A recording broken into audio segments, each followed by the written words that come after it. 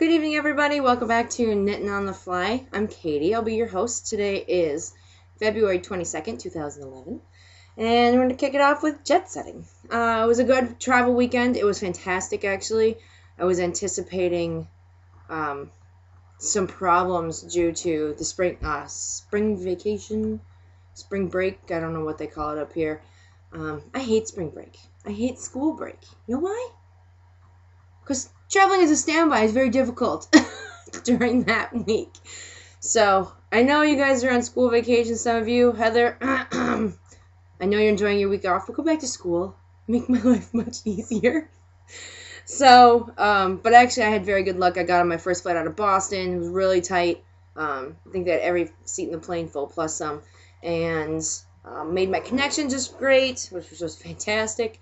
And then got home really well. I had to leave on the 5 a.m. flight, and that means I had to be up at 2:30 in the morning. So I was less than thrilled about that. But I got back to Boston fine. It was snowing when I got here. Yay, spring! And Friday's going to be just as tough. We're supposed to get, for those of you in the Northeast, more rainy, sleety, snowy mix on Friday. So, yay. I'm ready for spring. I'm done. I want the groundhog to be right. I want winter to be over. I take snow over the cold, because the bitter cold is just, it's awful. It sucks. When it hurts to breathe, it's too cold, which it has been this week. This weekend, a friend of ours, friend of me and my honeys, is traveling with me down to Texas to bring back the cat. So next week you'll probably get a cameo of the boy kitty, who is Sebastian. He's a big orange striped cat, and he'll want to know what I'm doing. So you will probably get to meet him next week. But we're flying out Friday, hopefully. Stand by. Fingers crossed. Whatever you need for good luck. And hopefully that'll go well. Hopefully we can get out of Boston before it gets too ugly.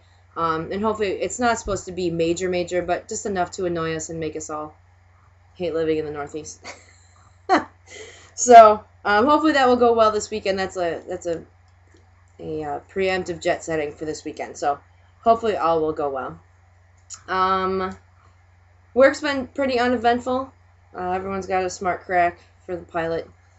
That was a little obnoxious today, but some people are just going to be obnoxious. That's just what they do. So that's okay. I don't care.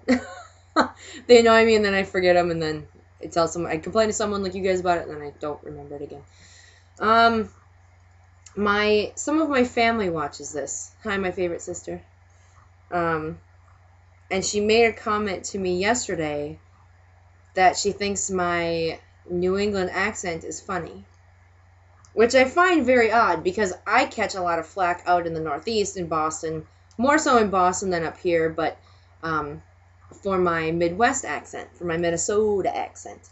And mostly it's when I say A's and my O's. If I don't consciously think about it, I'll drag my O out. And like if I'm going to say, here's my project bag, I don't say it like everybody out here. They say bag, which is, I know, the correct way. But in Minnesota, we say it like a short, almost like an E, apparently. I don't know. I still say bag. Some people think it sounds fine. Some people think it sounds funny.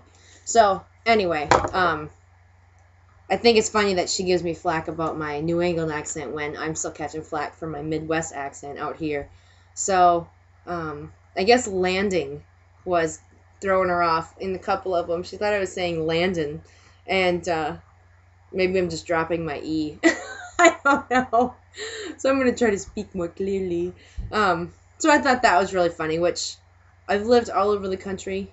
I was going to get into this a little bit more in reservations because somebody asked about it this week. But this is the first place I've ever started picking up the accent, and I started moving in 2001, and I've moved almost every 6 months or year since then, so that's been 10 years of hauling my butt around the country, and finally found somewhere I call home, so I guess it's kind of nice. I have finally found somewhere that's home.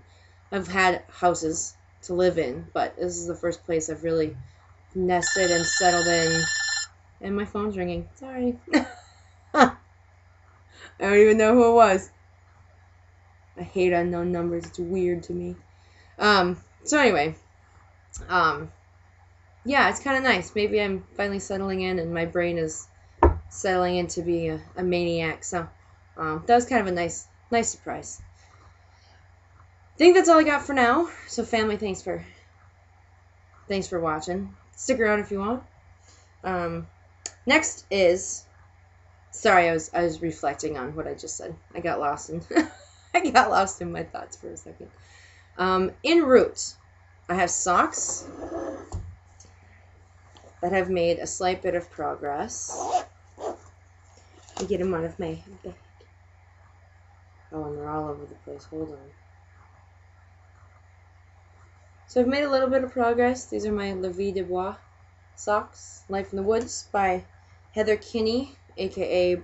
Butcher's Babe, a.k.a. Highland Handmaids and the Fibrista Files, and owner of IY, Intention Yarns. So there you go. That is slowly but surely making progress. I just started the first repeat of the pattern that goes on the top of the foot. So those are slowly but surely getting done. This weekend, or this whole knitting week, that's about all I've worked on those. I haven't worked on the long-term crochet blanket at all. Haven't worked on the February lady sweater. Like I said last week, baby came early, even earlier than planned early. So the Sheldon blanket and Sheldon have taken up my time. But those are for another section. So that's all I got for en route this week. Everything else has been finished. So I landed. I guess I say landed, not landing. Not landin'. Landed. Like, done. Cruised in and touchdown. I have 3 things. 2.5. I'll say 2.5. The first one is the prayer shawl I'm making for my friend Angie's mom, Deb. I did 2 different colors. It's homespun. It's Montana Sky and I can't remember the other one. I looked it up. It smells so good. I can't remember what it's called. It's the lighter blue. The Montana Sky is over here, and the lighter blue, it's like Delft or something like that. But that is done. I'm actually, this is why it's a half. I'm going to add some fringe on the end. So that's got to be done, but that won't take very long. I'm going to do that watching TV one night. But the big one is the Sheldon blanket. And Sheldon, I'm done, thank God. Those of you who follow me on Plurk saw me complaining about this because this Sheldon took me forever. All right, here's the blanket with the pocket sewn on. There you go. It's a big pocket. Made it big and cushy so it holds the little Sheldon. So here's the... He needs eyes, so I guess this one's 99.4% done. He's right here. Isn't he cute? And I was working on him at work, and all my coworkers could say was, wow, he has a head kind of like a penis. So, yeah, for all the podcasters, Mommy Needs Yarn, Butcher's Babe, yeah, there you go. I said it too. Sorry if that offended anybody. I apologize. I hope you stick around and listen to me. I don't want to label it explicit.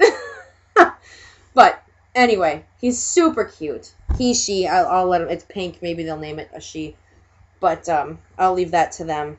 But he fits in his little pocket. See, goes in his little pocket, kid can drag him around. Very cute. Very happy with it. I am going to start making the other one out of the 2 blues at some point. I've got about a month and a half for that. Not sure if I'm going to do a stuffed animal for it, because it was a lot of work. There's so many pieces. There's 4 legs, the Sheldon, the bottom of the shell, the bottom cover of the shell, 4 legs, the body, top of the shell, middle of the shell, bottom of the shell. So there's 8 pieces you got to put together, which is absolutely ridiculous. It took forever. So today I was cussing and swearing and cursing while I was doing that. So, anyway, hold on one second.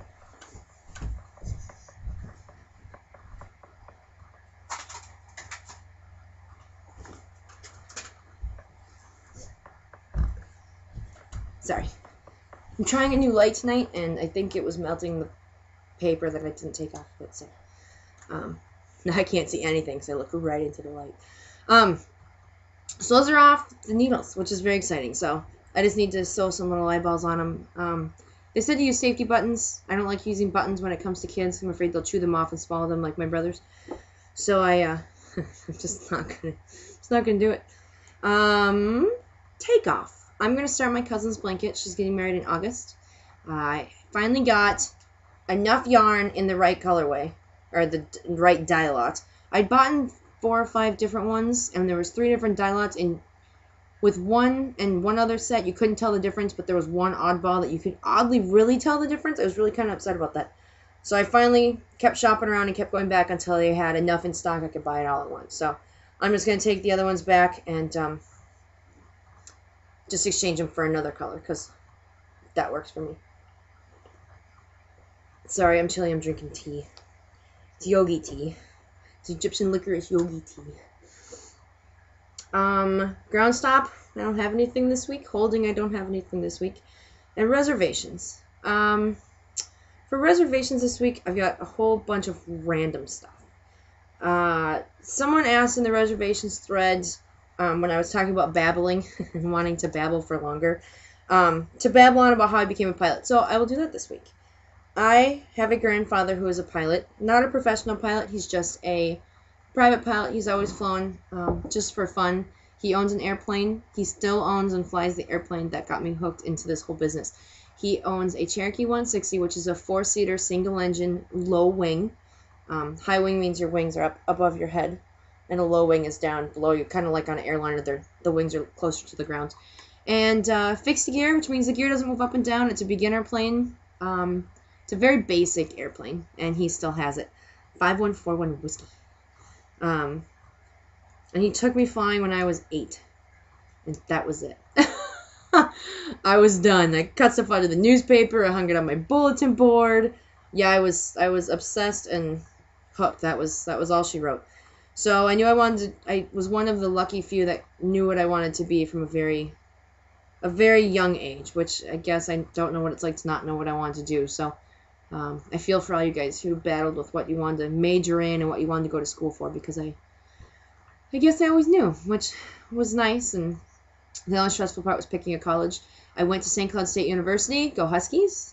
I was a big hockey fan. I think I missed 2 home games the entire time I was in college. I only missed 2. They were both my senior year. So, yeah, that's what I did. I went to college, and I was very involved with the aviation department. I was the president of the Aero Club, which managed 8 airplanes.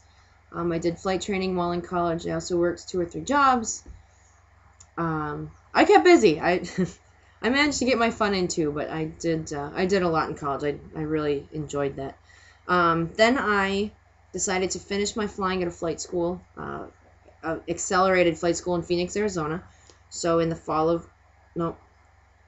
right after Christmas 2001, right after 9/11, I moved to Arizona, and I finished my flight training, and I flight instructed down there for a while. I made a lot of really good friends down there. And I got a job flying aerial mapping. And basically I was flying a 4-seat high wing with about $400,000 worth of cameras in the back. And yeah, I took pictures and did map. We flew grid lines, and the counties that paid us to do it would use that for zoning, or we after Hurricane Charlie down in Fort Myers area, we went down and